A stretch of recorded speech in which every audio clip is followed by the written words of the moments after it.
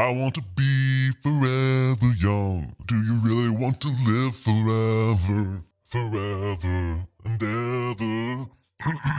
Summer is nearly over and fall is nearly here, which means we're coming up on award season.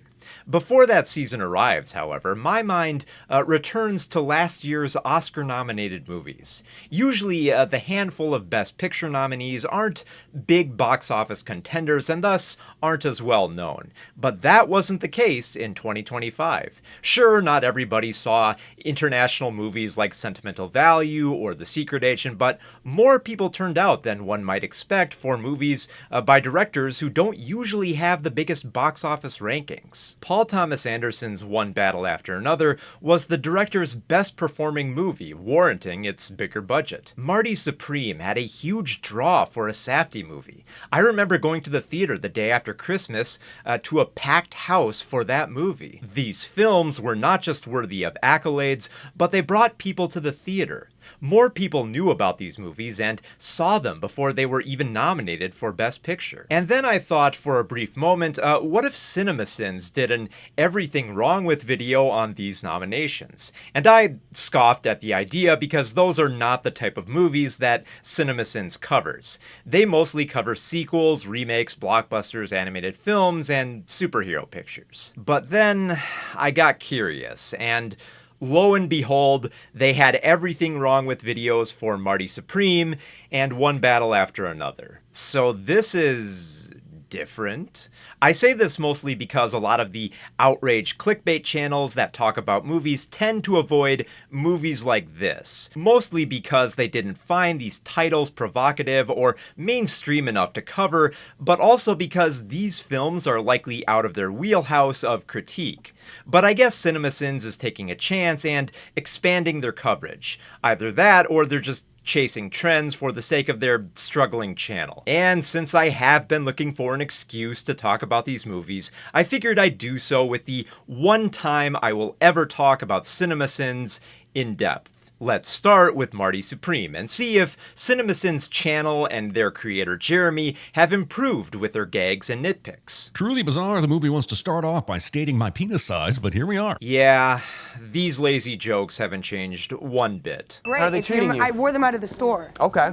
So I left my old ones here. A person enters another person's place of business pretending to be a customer only to use that as an excuse to slip away to another part of the store and cliche. The movie is establishing that Marty and Rachel want to keep their relationship a secret, since you know Rachel is revealed to be married and is having an affair with Marty. And I'm aware this is an old tradition for CinemaSins, but it's still really dumb to just write off cliches when they serve a real purpose in revealing character motivations. Just get low. Get low. Why do I have to get low? Marty doesn't follow up Rachel's question with to the window, to the wall. Pretty sure Rachel was just questioning who is in the back that she'd have to hide from. I'm not trying to be disrespectful. You built something very commendable here. CinemaSins. Why did they reference the... What? Come with you so bad. Premature double entendre abrasions. Some might say double entendres are clever writing, but I guess it's a sin in the eyes of CinemaSins. Also, we wouldn't dare play the music, but Josh Safdie's obsession with 80s music in the 1950s set movie is distracting at best, and makes me want to watch A Knight's Tale instead at worst. Yes, I've heard this criticism before that Marty Supreme isn't era accurate in its soundtrack choices, but I would counter that the selections fit perfectly well with Daniel Lopatin's badass synth score. Who gives a shit if there was no synth music in the 50s? Daniel's score is too fucking good to get hung up on shit like this. In case we confused it for the inside of someone else's urethra. Also stealing your opening from Look Who's Talking. In case we confused it for the inside of someone else's uterus. Also stealing your opening from Look Who's Talking too. Forever young, I want to be forever young. Do you really want to live forever, forever and ever? Kids. Also, not stealing your opening from Look Who's Talking Now. Nearly 30 seconds spent trying to make jokes about the opening sperm sequence, and they couldn't find one good joke. They just reference every Look Who's Talking movie, point out the credits that appear in relation to the impregnation, and sing along to Alphaville. They couldn't even make a joke about the fertilized egg transitioning into a ping pong ball. Safdie did something similar with the pull-out of Uncut Gems, where it transitions from colorful insides of a gem to a colonoscopy. There's a joke right there about how weird Safdie movies open, and CinemaSins just blew it. Take the white shirt off. I can't follow the white shirt. Says the guy who is also wearing a white shirt. Try to follow the white ball against the white. Almost impossible, right? It is not. Yeah, Marty's talking shit. It's almost like this is something he's going to do throughout the movie, especially since the movie ends with him winning the final match where he and Endo are both wearing white. The Marty Supremo, not the Marty normal ball. Dion, the urologist, wants me to care about the bespoke nature of Marty's ball, and I do not. He's not making a case to you. He's trying to sell his dad on dumping money into branding. It's a hustle, almost like something that Marty and his associates do throughout the movie. Thinking I'd be too distracted by Peter Gabriel's I Have the Touch to notice you tried to slip a jet engine noise over a propeller-driven Douglas DC-6, as if you were taking creative liberties with the use of music and sound to create a sonic environment that communicates progress in a rapidly changing world on purpose or something. Oh wow, creative liberties. What an awful sin for this movie to commit. What about the travel ban? They must have lifted it. The movie explains the obvious because the historical context obviously needs explaining. The movie explains in less than 5 seconds that there was a travel ban in place for Japan, and now there isn't. The movie doesn't even explain how the Japanese were banned from competitions following World War II. But more importantly, the film is establishing something Marty didn't account for in his plans that will derail his career. Not everybody knew about the travel ban, and this is a good way to address it without stopping the movie's frantic energy. I'm gonna do to Kletsky what Auschwitz couldn't, okay? I'm gonna finish the job. I'm Jewish, I could say that. It really feels like they made a prequel to American Psycho and didn't even realize it. Yes, almost like Josh Safdie was trying to frame the character as an asshole who crosses every line without realizing he's gone too far. Do you seriously think the movie wants us to see Marty as a good person and just stumbled into making him a jerk? My mother died in childbirth. This is 100% a lie, and even in 1952, they had the ability to dig up whether someone's mother was alive or dead. Marty is a liar. He lies. He lies to get what he wants. That's the entire point of the movie, and not a factual error or sin on the movie's part. Cock-a-hoop. Yeah, it's a real word. Why is that a sin? Is CinemaSins just sinning words that sound silly now? How old are you? I'm 23. I stopped acting before you were born. This movie takes place in 1952, and Marty is 23, which makes his birth date 1928 or 1929. When they were downstairs earlier, the reporters said that Kay was a big movie star in the 1930s. It means not only was Marty alive when she was making movies, but Kay also might be terrible at math. Or, she just didn't bother adding up the numbers because she's not interested in Marty and wants to brush him off as being too young for her. It sure does seem like she just didn't give a shit about the dates or the math. They just start kicking the ball and shit, and the officials just don't care. I figured that, these two are just putting on a show because the match is basically over, but would they not still be penalized under some kind of no tomfoolery rule? No, they wouldn't. I let all my bunkmates to lick the honey off of me for nourishment. This story is based on a real account and a real person, so with all due respect, I say, going right at the nipple here was a choice. It's actually the best choice considering the nipple is one of the few parts of the dude's chest with less hair and more honey. I did some research on how large most crowds were at table tennis championships in the 1950s because it seemed kind of insane that there were as many people as are shown in the movie. However, it appears this was when table tennis was at its peak, with upwards of 10,000 people attending these championships. So kudos to the movie for getting that accurate, but they still forced me to do research, so soon I shall. What the...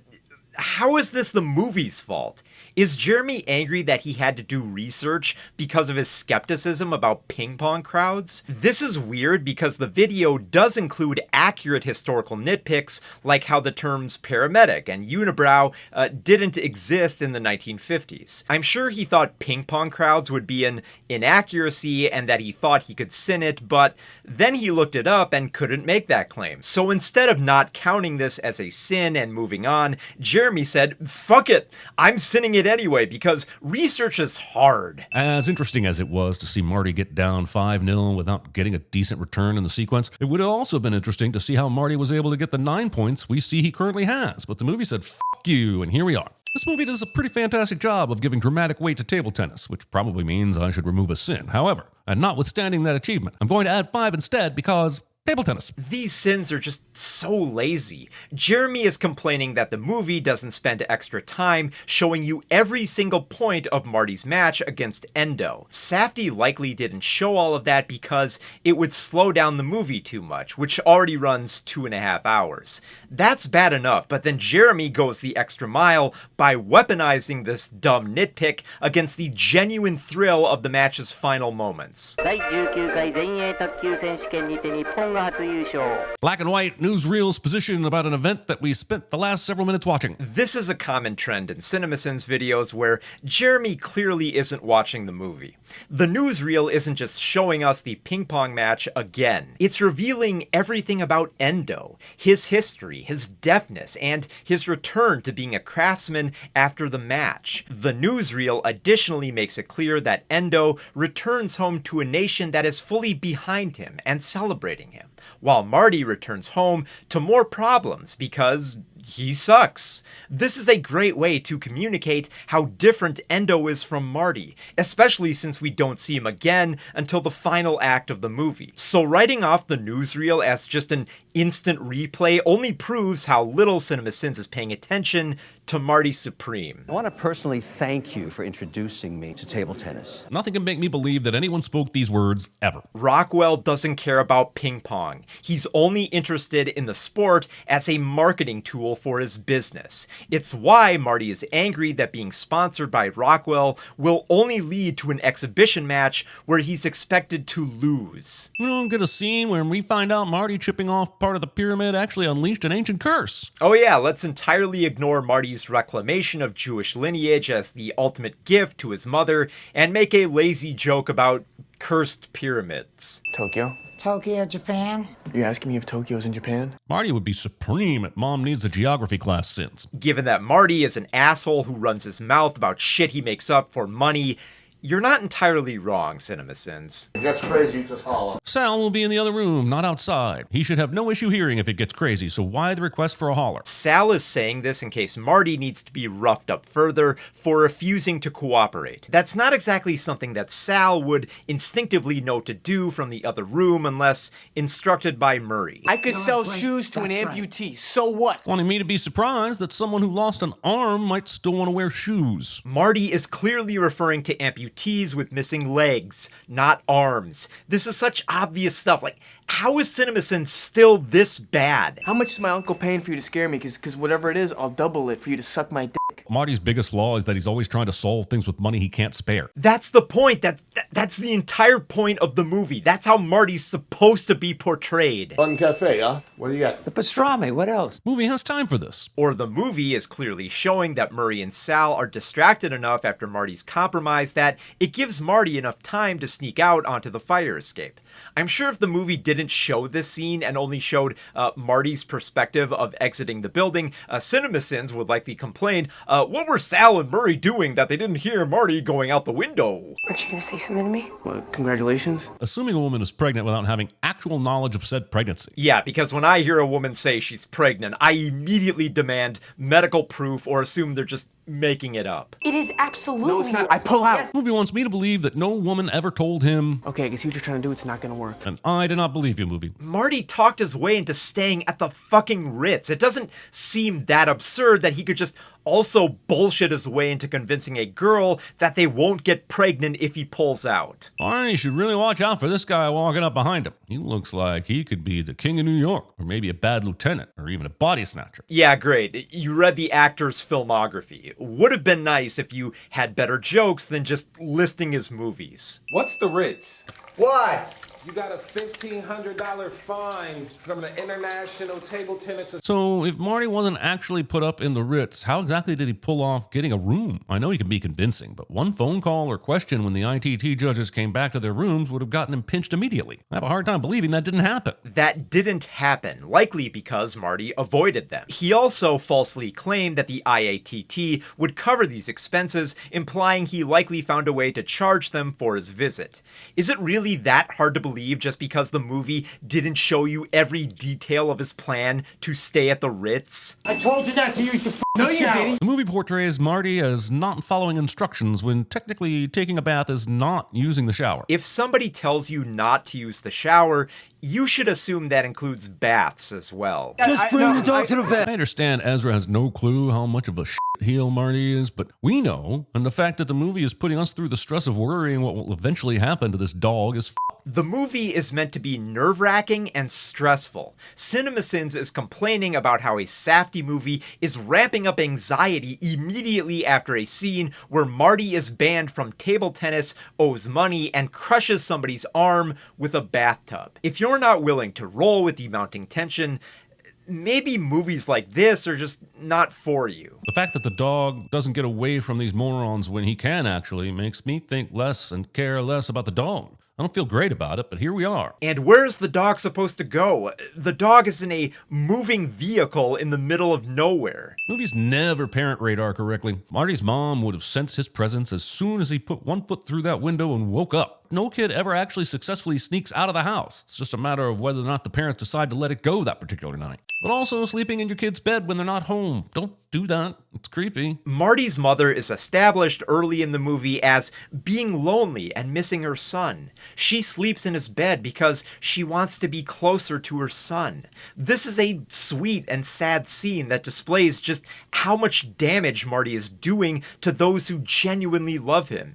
And it's really childish that CinemaSins writes it off as being creepy and complains about manufactured bullshit like parent alarms. This is my sister Rachel, by the way. Rachel's my buddy, my business partner, Dion. How does Dion not know he doesn't have a sister or know who Rachel is for that matter? Some of these characters are just ignorant of information just so the plot can plot along. Who gives a shit? It's not the most unbelievable thing in the movie that one of Marty's associates doesn't know Rachel or Marty's entire family tree, especially since Marty lies about both. Marty walks in the theater and past all these people with no one asking questions about who he is or why he's there because plot. Or it's just rehearsals and nobody gives a shit to guard every inch of this massive theater during that time. He stays up for 3 days in a row because his character is supposed to be tired. It's obnoxious. Kay is a dick to method acting. Honestly, not even sure if that's a sin, but I'm me, so. Given that Jared Leto's method acting involved sending used condoms to his fellow cast members, I'm inclined to agree with Kay on this point. Well, I live with the confidence if I believe in myself, the money will follow. Millennials. CinemaSins has become so reduced in their nitpicks that they're now just using one word for their sins. I haven't been showing you all of these one-word sins throughout the video, but make no mistake, there are a lot of them, and they are all just as painfully unfunny. Discount Pendula, holy sh**. Yes, that's really Penn Jillette. He's playing a farmer, and he's fantastic in this small role. And yet, you still count this as a sin because, I don't know, he's older now and you don't recognize him without the glasses or suit? Did you by any chance lose a dog named Moses? Yeah, I did. Why? Oh, you did? Amazing, because we just found him. Doing this instead of telling him where the dog actually is, so they could still get their reward money and not have to worry about him finding out they don't actually have the dog. If they just told Ezra where the dog was, then they wouldn't get the money. The person who has the dog would get the money. What did you think was going to happen if they just gave Ezra the location over the phone? That he'd just send Rachel a check in the mail? I was thinking maybe $2,000 seems fair for this kind of a thing. But just adjusted for inflation, that's like $24,000. The sin is making me do math to find out that I'm on Ezra's side in all of this. They're conning Ezra. They're not trying to be reasonable with a proportional sum. They're trying to extort as much money out of him as they can. You know, the thing Marty has been doing constantly throughout the film. Also, Ezra is a piece of shit mobster. Why do you care if he loses a few $1,000s? Are you actually crying? No, Marty, what are you... What is that? Touching someone's black eye so aggressively that you can smear the makeup and find out it's not a real black eye, and that they were faking the domestic abuse that resulted in you damn near killing a man. Also, the story can have its subversive gotcha, you think all women are weak and all men are violent, when some men are just verbally abusive and some women are just liars, which I guess is better than being actually punched in the face, albeit not the best in terms of what I might wish for these characters. And the movie needs you to think and feel all those things because this is high art, goddammit. Dude, this is not that deep. Rachel lied about her black eye because she wants to be with Marty and not her husband. The greater point of this moment is to highlight how willing Rachel is to follow Marty into his lifestyle of mounting fabrications. Now, you could view a subversion of gender dynamics and the deception wielded by women for their own personal gain, but somehow I think that's a topic too dense for CinemaSins to tackle, which is why they just sin the movie for the scene being high art. I have a week to make $1,500. Actually, unless Marty is under the impression his flight to Tokyo will be free, he needs quite a bit more than $1,500. You're right, but Marty probably figures he could bullshit his way into getting a ride, considering that's what ends up happening. The exact amount of money that he needs for sure is the $1,500 for the penalty. Also, if he needed more, why were you sinning Rachel for trying to get more money out of Ezra? The movie goes for a half-ass Rocky-style training scene, but the problem is that it's no Rocky. It's not even Rocky 4. Maybe because you're not rooting for Marty the same way audiences were supposed to root for Rocky. Maybe because Marty isn't an inspirational figure. Also, this is a montage where Rachel is thrown out of her home by her husband. Not exactly an opportune moment to play some blood-pumping Vince DiCola music. And it's very weird you thought that's what the film was aiming for when it clearly wasn't trying to be Rocky. Marty, you ain't getting a nickel unless I see my dog. And I'm annoyed this movie is getting any money out of me, setting up this bullshit near the end of the film just so Rachel can get herself into danger and Marty has yet another obstacle keeping him from Tokyo. She's trying to get money to make it up to Marty. It's not bullshit. It's Rachel once more trying to prove herself to Marty and doing so with the same dangerous tactics that Marty uses. Did you really want the movie to just forget about the payoffs of Rachel's plight or Ezra's dog just so you could see the ping pong match that much sooner? That should cover your trip and then some. After watching Marty f*** up one opportunity after another for the entirety of this film, the movie expects me to believe it will subvert that pattern of self-sabotage, but I do not believe you, movie. This isn't a subversion. Every moment where Marty thinks he has made it and bullshit his way into superiority, he gets kicked back down. So of course this isn't going to work out. It is so ridiculous that CinemaSins think they're somehow smarter than the movie just because they've cracked the narrative flow this late into the film. My earring came off. We were looking for my earring. It looks like you got 2 earrings in your ears there. Which is odd, because just a minute ago, when they were getting all hot and heavy, Kay no longer had earrings on. This is a continuity error, which I'll grant you, but it's only for like one shot. In most shots during the scene in the park, Kay has her earrings on. It's a minor nitpick, considering it's one that you'd really have to be focusing in on to be distracting. This one is for my son. He came to me in a dream and told me to avenge him. He was very specific that this meant spanking a man he had never met with a ping pong paddle. Thought it was odd, but he said this was the only thing that could make it right and ensure his passage across the river Styx. Oh yeah, and I'm a vampire, but there'll be more on that later. I don't know why CinemaSins assumes that Rockwell spanking Marty with a paddle was what his son wanted. It's clearly stated as revenge for Marty bad-mouthing his son who died during the war. I understand that CinemaSins is trying to make a joke, but this just doesn't work, not with its association with the movie or even in its delivery. She told me my dog's in Jersey somewhere, and you got the address. To be fair, so does Rachel. Possibly, but Rachel just lied about having the dog, so Ezra's likely not going to believe her. He's more likely going to believe Marty when Rachel's life is threatened because there's incentive for him to tell the truth. Seen anything in there? No, not really. It could not be more telegraphed that he is about to violently see something. And for those of you born after the phone was invented, the telegraph was the result of extensive studies into how a text message could be just as complicated as pleasuring a woman. Get better material, dude. This pointless shootout shoots out for all the some time, and with only 25 minutes left in the movie, I'm concerned that Marty hasn't even gotten to Tokyo yet. Who the fuck looks at this highly tense scene of a farmer shooting it out with mobsters while a pregnant woman is terrified inside a car and thinks it's pointless? Wearing a white shirt when playing table tennis like an asshole. Yeah, it's almost like Marty is an asshole. I wonder if that was the point. Also, Endo ends up competing in a white shirt, but Marty still beats him, almost like white shirts are not a huge disadvantage in table tennis. It was an enormous form of disrespect to everyone here. Somehow Marty's appeal to the crowd works instead of him being dragged off stage by security. At this point in the movie, it's pretty clear that Marty's superpower is spouting bullshit that people buy. The crowd is with Marty because they likely want to watch a real table tennis match rather than a staged one for publicity.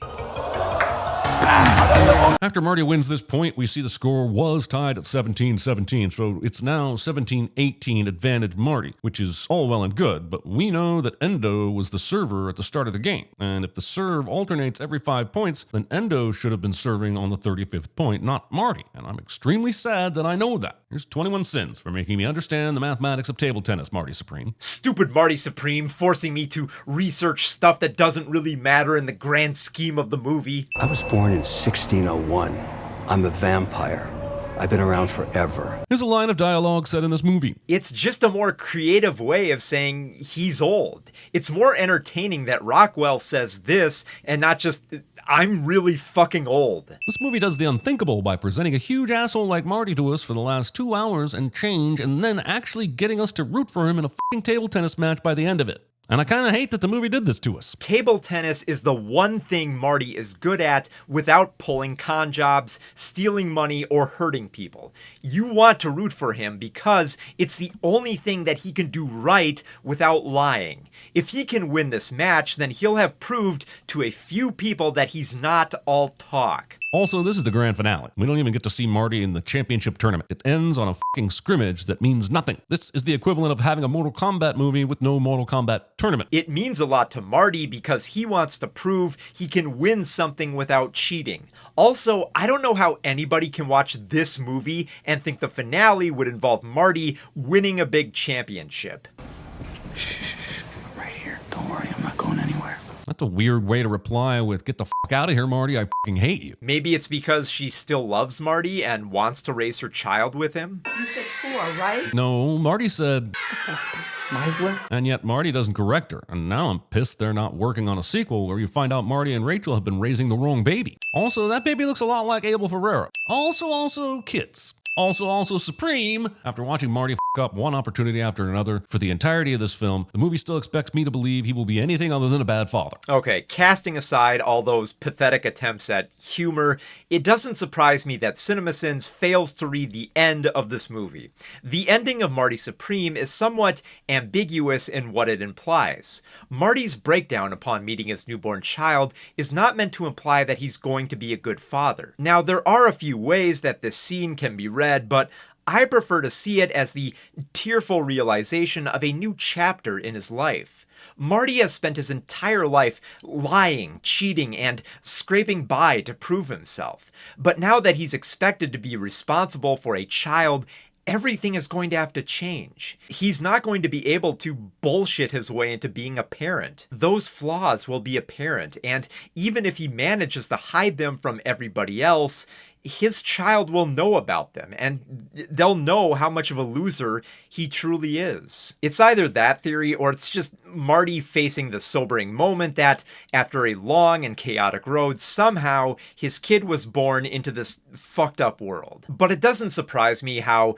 reductive CinemaSins writes off this final scene. They're not exactly known for providing the most astute scrutiny for movies. So now that we've seen how they handle a Best Picture nomination, let's see how they fare with the Best Picture winner as CinemaSins tackles Paul Thomas Anderson's One Battle After Another. The director said, "Walk down this road, but look like you're mad at every single dust particle that dares touch your skin and the very ground that soils your boots. It'll make you look like more of a badass." She's just determined and tense. Calm down. Cap or not, it's probably a terrible idea to be walking back and forth in full daylight above the detention camp that you're about to be liberating. Honestly, this doesn't look like the worst way to conduct reconnaissance. First, she's got a cap, so it'll be hard to recognize her face. Second, she's walking during the day, which isn't the most concerning time for somebody to be outside, since spying at night would look far more suspicious. And third, she's getting a view from above by walking over a bridge, meaning it's harder for the guards to spot her and nearly impossible to pursue her if they determine that she's working for the Liberation Front. Our cargo container, 18-wheeler, that thing only holds 160 people.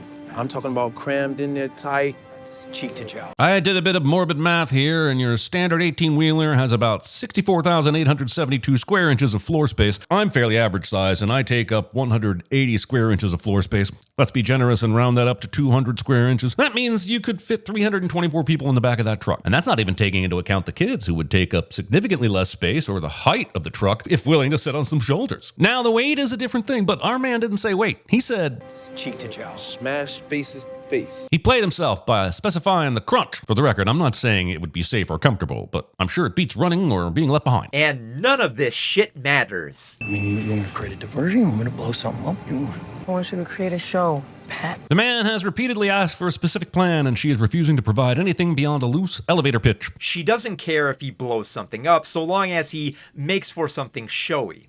It's better writing than just having Perfidia state, "Diversion, please." She also wants it to be a statement about their political cause, which CinemaSins does reveal in the following clip, followed up by a lackluster joke criticizing the use of the word motherfucker. This is an announcement on a motherfucking revolution. Not without the enthusiastic consent of the mothers, right? Also, it's almost like a terrible idea to put a military detention center under an overpass that anyone could surveil you from. Wait a minute, you just criticized Perfidia for spying on this base as a bad idea, but now it's easy to spy on from above? Also, little to nothing will be said about how these explosives made it through security in the first place so that Perfidia and May could prime them. I'm guessing it's someone on the inside, like a janitor. But then why the didn't you just get them to arm the explosives while they were at it? Because whoever is on the inside is likely not experienced with rigging detonators. That's the entire point of showing Bob teaching Perfidia how to rig explosives. They know what they're doing. The people getting the explosives inside the building? Probably not. I assumed the point of Pat's standing watch here was to stand watch. So how did he not spot the colonel going into the bathroom? I mean, there's no way he was in this bathroom all morning just waiting for Perfidia to arrive, right? First of all, Bob doesn't know who Lockjaw is, which is made clear in a later scene. Secondly, even if he did, how's he supposed to stop him? Block the door and make up a lie? That would be far riskier than just letting him enter and have Perfidia handle it, which she does. And third, it's pretty clear that Bob is present in case something goes wrong with rigging the explosives, as this is likely Perfidia's first time doing this on an undercover mission. That is why when she finishes the job, Bob briefly congratulates her with his body language. It's like she doesn't even realize she's pregnant. Dismissing the possibility that she realizes and doesn't care. That's the point! How is that a sin? You and your crumbling male ego will never do this revolution like me. Women will literally start a postpartum revolution instead of going to therapy. But also, postpartum depression is some real shit that you don't need to go through alone. And you should absolutely seek help for it if you need to. And the movie makes this an extremely salient point. Perfidia is trying to emphasize her drive for revolution, which is rooted in her identity, which is something that Bob might not recognize. But sure, whatever, let's not read into any of that and just assume it's postpartum depression and that Perfidia needs to go to therapy. Both cars will peel out and drive recklessly, as if the only training the getaway drivers received consisted of the Baby Driver Blu-ray and an old iPod that was only ever loaded with that U2 album. And as such, they will proceed to rack up stars faster than me playing GTA after chasing a Mountain Dew with a Red Bull. There isn't exactly a lot of training to be a getaway driver through heavy city traffic when the cops are looking for you. Also, they just committed a robbery that resulted in a murder. They're not exactly going to be able to blend in by obeying the speed limit. They need to get out of the city fast, which yes, results in them crashing because they're under incredible stress. Not every getaway driver is Baby Driver. You have to name names or you're gonna go to prison. Based on Perfidia's betrayal, I think the French 75 should start doing background checks, or at the very least, start Googling some names. You know, just in case one of them literally means treachery, betrayal, faithlessness, or deliberate deceit, as a random example. I feel like this is obvious, but you do know that Perfidia Beverly Hills isn't her real name, right?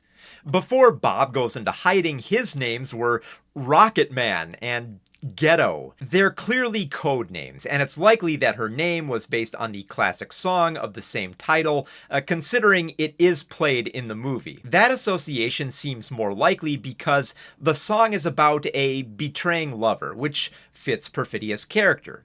She uses her seduction to survive for herself, betraying lovers when it's most beneficial. And she does this not only with Bob, but also with Lockjaw. She agrees to give Lockjaw names, but when his back is turned long enough, she escapes and is never seen again. These are two scanners that I've made. This one plays melody A, this one plays melody B. Functionally speaking, you could just say they play two different melodies. Together they go off within 200 or 300 yards of each other. They sync up, they'll play a main melody. That seems unnecessarily complicated. That's the joke. This is a movement that tries too hard to conceal itself with matching melodies and code words that Bob won't remember. It makes the Liberation's efforts all the more complicated and leads to some pretty funny jokes later in the movie. But I think it kind of did, right? I mean, they were definitely catching people based on her intel. I mean, we saw two people graphically popped. Perfidia is clearly stating she's not going to be Lockjaw's lover, that he can fuck anytime he wants. You know, like the song about a betraying lover. It's so frustrating that CinemaSins will look up the meaning of Perfidia, but refuses to correlate it with the song of the same title that appears in the same damn movie. I see this is very emotional for you. Skip! Wait, why did CinemaSins announce that they skipped this scene? This is such a good scene for illustrating how Bob has become less of a knowing revolutionary, but still has his heart in the right place. He still maintains the lie about Willa's mother being dead, but it's still rough. And hearing about his kid doing so well in school is very moving for him. Why would you brag about how you can't even be bothered to watch this part of the movie that you're nitpicking? So Willa never knew her mother? No. She never did. Did Willa just start going to this school? That's not the impression we've been given at all. So how does her teacher not know this about one of her students? Wait a minute, you just bragged about skipping the scene, and now you're nitpicking the scene anyway? This parent-teacher conference lasts for 2 minutes. Also, this is such a stupid nitpick because it assumes that every teacher knows the exact history of single-parent students and that they wouldn't have to ask about something like this at, you know, a conference. Jim Kringle passed away. Oh, I did hear that, yes. This means an opening. Admittedly, I do not know how these clubs work, but why are they limited to a certain amount of members? Isn't the idea to spread far and wide? That is how cancer works, right? The whole point of the Christmas Adventure Club is that they're a secret organization. You can't just sign up to join them. They're highly selective about who they accept and who they target, as made clear throughout the movie. Spreading far and wide is the last thing the Christmas Adventure Club wants to do, considering they're fascists that meet in the shadows. I did purchase a jet ski. It was an evolution of the old Hummingbird Whisperdo 238 called the Dynamite Dolphin 335. Movie has time for this. Movie has time to establish that Lockjaw is a fucking idiot when it comes to being accepted by authority figures. Billy Goat is in the wind. Repeat, Billy Goat is in the wind.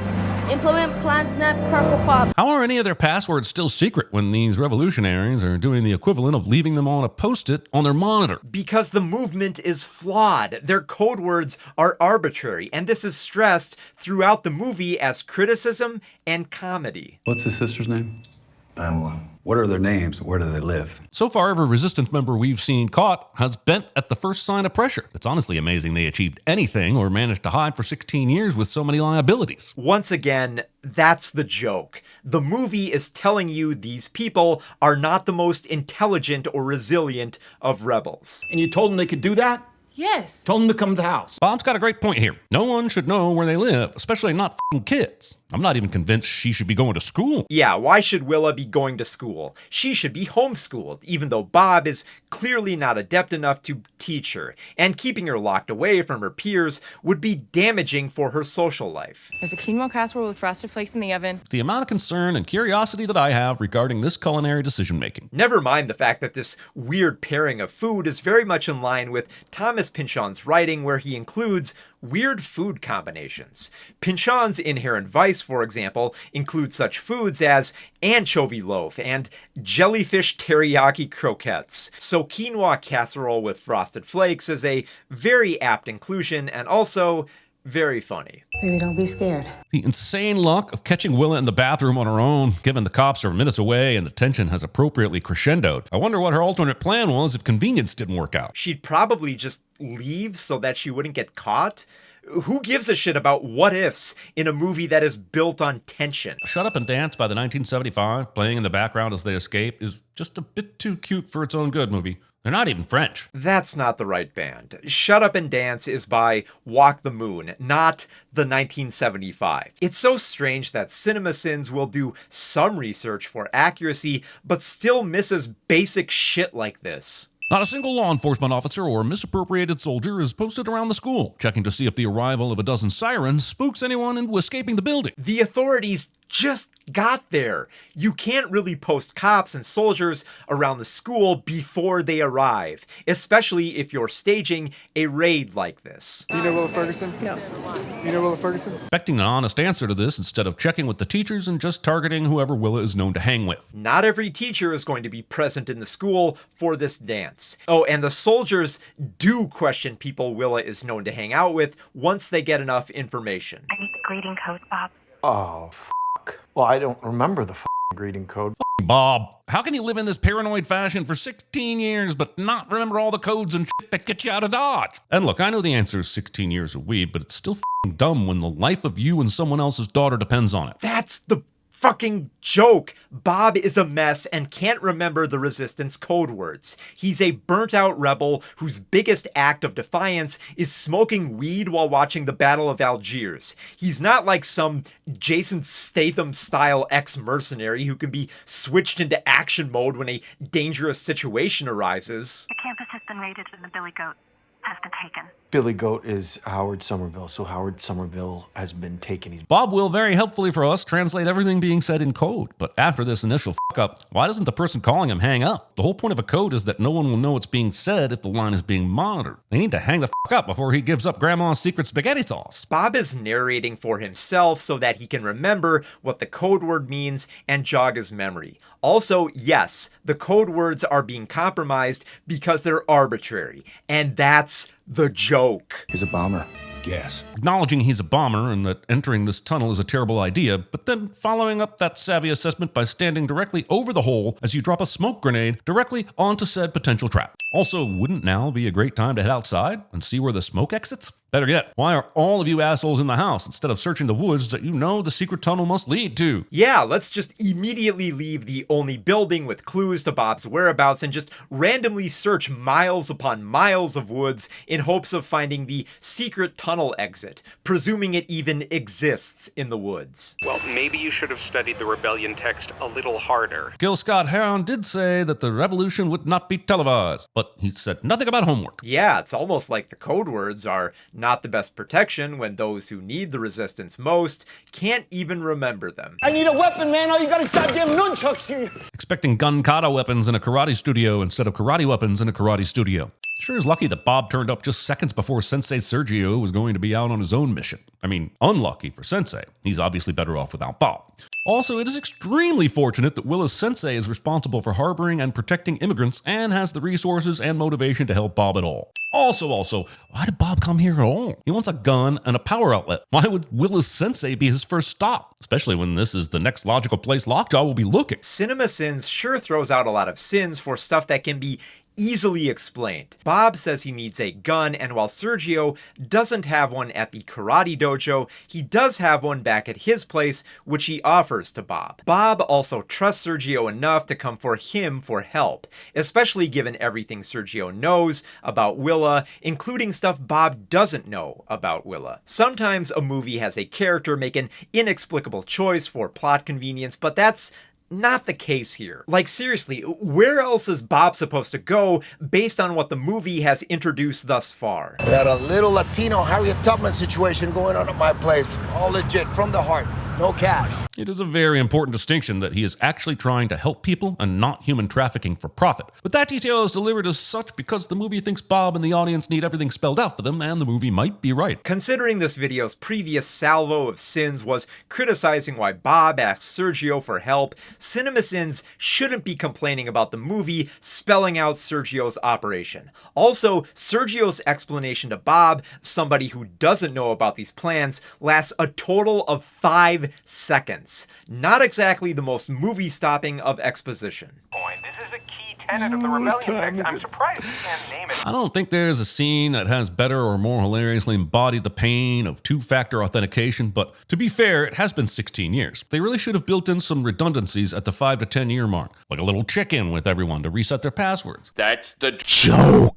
I'm gonna call in a Greyhawk 10. This Greyhawk 10 results in a supervisor being called and ends up getting Bob exactly what he needs. So why didn't he do that at the start of this conversation? He's wasting precious time providing us with some hilariously cutting satire instead of getting to his daughter. Because Bob is desperate and not thinking clearly? It seems very much in character and not a fault of the movie. Tell him how to get there.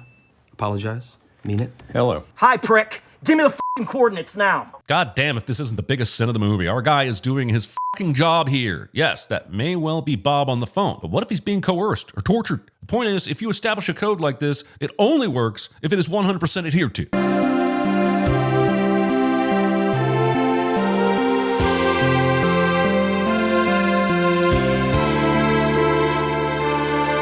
The female's handset's heading south on 135. And south on 135 is where they will continue heading despite knowing that there is a good chance Willa's phone will have been traced. Why wouldn't they immediately switch to a backup location? Did it ever occur to you that they are heading to the backup location? When Deandra arrives at the Sisters of the Brave Beaver, she states that she is coming there in an hour of need and desperation for safekeeping. They'd be much safer hiding in a remote location than staying on the road, because the only way Lockjaw can even find them after tracking the phone is by harassing locals for information about any passing cars. What does she know? She thinks her mom was a hero. I didn't have the guts to tell the truth. Okay, sure, but could you have given Rochelle a heads up so she didn't reveal her mother's betrayal to Willa in the most brutal way possible? Rochella is pretty intimidating from the start, so it doesn't seem like something you could mention in private when trying to negotiate protection for Willa. If Rochella really wanted to break the news of Willa's mother being a traitor, she would have, but she didn't, and later clarified with Deandra to better understand what Willa knows so far. More importantly, nobody is telling Willa the truth because they don't want to break her spirit. No one will be seated while Tim takes a tour of the Kennedy sex tunnels. Gee, I wonder if there's a reason that the movie is showing us this underground location. Maybe because the Christmas Adventure Club is secretive and committed to having important meetings in secure areas. You know, the opposite of that sin you mentioned earlier. He passes for half Mexican, but he's actually part Comanche or, I don't know, Eskimo. But he is not homegrown, so I would not trust it. Listen, I know satire is going to satire, but not native born when you're talking about someone you just described as being Native American is like, well, at some point I stop seeing a character and I start seeing a very self-satisfied writer. Native Americans being called not real Americans is not so unbelievable as CinemaSins might think. Or is that idea just too absurd for a bigoted character in the Christmas Adventure Club? All hail Saint Nick. I have trouble believing that these self-serious racist fucks would be able to say this with a straight face, but with the reality of 2026 being as absurd as it is, can anyone make any claims toward realism anymore? Discuss. Okay, I guess I have to discuss this since CinemaSins won't. So, the Christmas Adventure Club is clearly based on other right-wing movements, which, yes, do have ridiculous titles and traditions. The most obvious association is with the Proud Boys, a far-right hate group whose name is taken from a song in the musical Aladdin. One of their policies is that you can only masturbate once a month and without pornography. Their rite of passage includes getting beat up while naming 5 breakfast cereals. It's idiotic and silly, but the group is still very dangerous, given that another rite of passage involves getting into a physical fight for the cause. So while the movie's Christmas Adventure Club is ridiculous, it's not too far off from the reality of far-right hate groups. Of course, CinemaSins would actually have to engage in the topic if they wanted to discuss this subject, so they'd actually have to look up far-right hate groups, but they just don't have time for that. I mean, have you seen all the videos they put out? The weed-growing nuns who have agreed to be a safe haven for revolutionaries escaping persecution don't have any kind of patrol or people out on watch. This is a massive estate. Like, do you seriously think they can patrol every inch of this place at all times? This location is likely a safe haven because it's out in the desert and the nuns there are armed enough to fight off bounty hunters. They're not exactly in a position to take on a heavily armed militia. And even if they did warn Deandra and Willa ahead of time, where are they going to run? They're in the desert. Car or no car, they'd be found immediately. The movie goes to a lot of effort to show every fake step of how this fake machine fakely analyzes DNA. The machine and its function are not entirely fictitious. The test being performed is the polymerase chain reaction test, and it's based on real genomic extraction kits. That said, such kits would not deliver accurate paternity results as the movie does. The point is that the machine and the test are not entirely fake, as they are based on some real science, and there are far better nitpicks to make than just saying this particular DNA machine doesn't exist. Remember when we first met Willa? How our very first shot was her doing karate and how Benicio del Toro is playing her sensei? And how her photo was proudly on the wall of the dojo? I wonder what it all means, because she clearly doesn't know how to use her fucking legs for self-defense. She learned karate at a city dojo. I don't expect someone like Sergio to turn Willa into an action movie hero with the karate that he teaches. Also, in the scene, Willa's hands are tied behind her back. You don't exactly have the best balance for delivering powerful kicks without free use of your arms. I don't know what she's hoping to achieve here. I think her best option would be to smash the horn as much as she can. Maybe it draws attention from someone Lockjaw can't handle. It's a long shot, but it's better than hoping to pop the car into neutral, right? No, it's not. There's no point honking the horn when the car is off the road in the desert. There's nobody around. The only person who would notice the honking is Lockjaw, who would immediately stop her. Lockjaw survives this. Also, how the f*** did Tim even find Lockjaw? Last we saw, he's been sent on a mission by Santa's little helpers, and then bam, he's riding up next to Lockjaw on this random road that he couldn't possibly know he'd be on. Lockjaw is on his way back from dropping his kid off with the bounty hunter. How could Virgil have possibly known he'd be here? Tim fires at Lockjaw from his car with a sawed-off shotgun. While these weapons are easier to hold with one hand, they're also not as effective as other shotguns when it comes to velocity, spread, and aim. Depending on the ammo being used, it's not entirely impossible that Lockjaw could survive such a shot. Also, given that Tim already knew about the bounty hunter, he likely tracked the bounty hunter's position to find Lockjaw, or even tracked Lockjaw's car. Is it really that unbelievable that this secret society would be able to track down one prominent figure in the US military? For some reason, perhaps someone wrote themselves into a corner, and Atlantis changes his mind and decides to save Willa. It's cool, but it doesn't make a whole lot of sense, given we know not a single thing about him other than he's a bounty hunter who refuses to kill kids. Or maybe, just maybe, The bounty hunter is sick of working for racist groups and decided at that moment, you know what, fuck it, these white people gotta go. I'm pretty sure he decided to murder this far-right militia after enduring one too many racial slurs. I swear this guy must actually be Saint Nick reincarnated. Finding Lockjaw was one thing, but how the f does he know this is Willow? He has no connection to this car. He has no reason to suspect she is inside it. It's as if he's just decided to ride up on every car on this road just in case they were in need of a Christmas miracle. It's the bounty hunter's car, and considering Tim doesn't find Willa inside Lockjaw's vehicle, it's highly likely she's with the bounty hunter, which Tim knew about. Also, there aren't exactly many cars on the road in this area, so deductive reasoning doesn't seem like a magical superpower for finding a specific target. Nowadays, it's pretty hard to make a car chase any kind of suspenseful, much less a car chase on a straight road with a few hills, and yet here I am, positively fucking enthralled by this car chase. Fucking PTA. Of course, now I'm the asshole for giving a sin removal to a fall from a building, an improvised whistle, and a fucking car chase instead of all the actual important shit this movie is saying about immigration, fascism, and racism.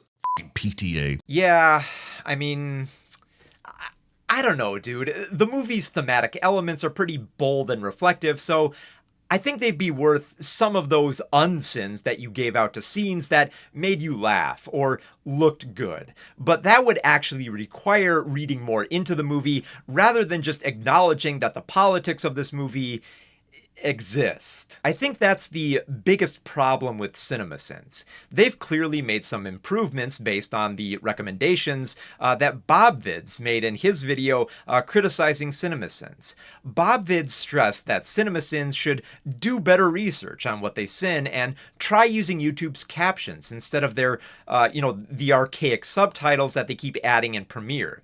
And while CinemaSins tried making these changes, they still screwed up. The Marty Supreme video, you might have noticed, took off the subtitles in favor of captions, but the captions were still loaded with errors and the subtitles just went back on after this video. There was some research on historically inaccurate vocabulary and cargo space metrics, but they still got basic info about band names wrong and even complained that they had to do research at all. But the core of what makes CinemaSins so terrible in these videos is that they fail to grasp the character's basic thematic messaging.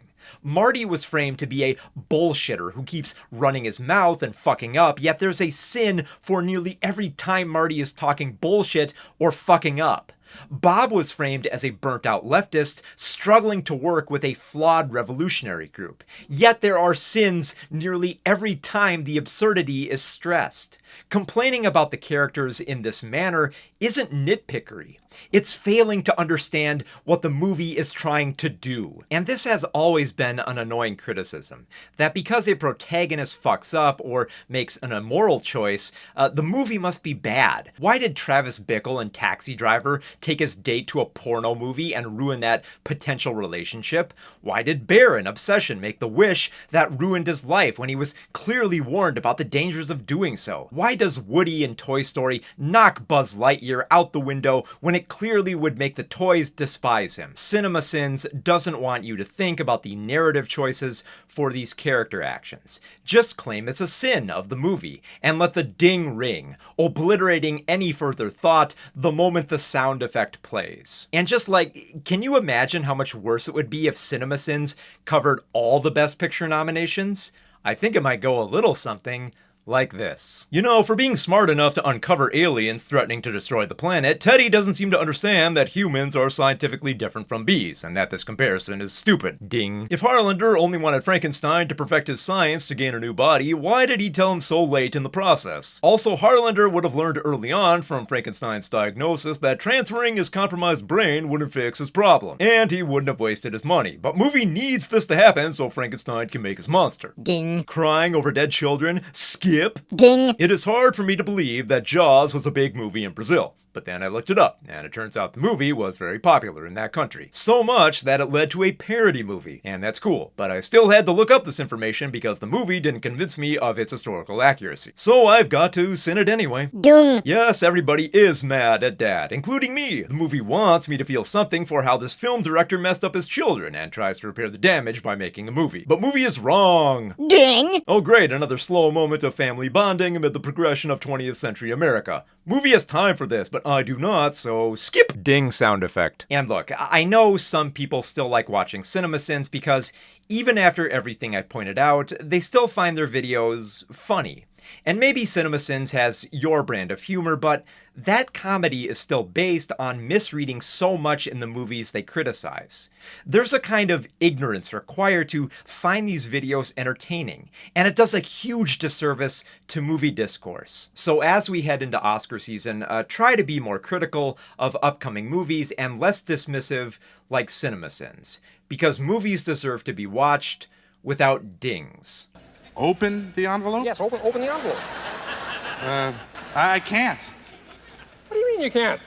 I can't. That's all there is to it. Listen, this is the Academy Awards. 2 billion people are watching, and I just got through saying that characters like us can do anything. I know, but I'm sorry. I just can't. Oh, boy. This delay is appalling.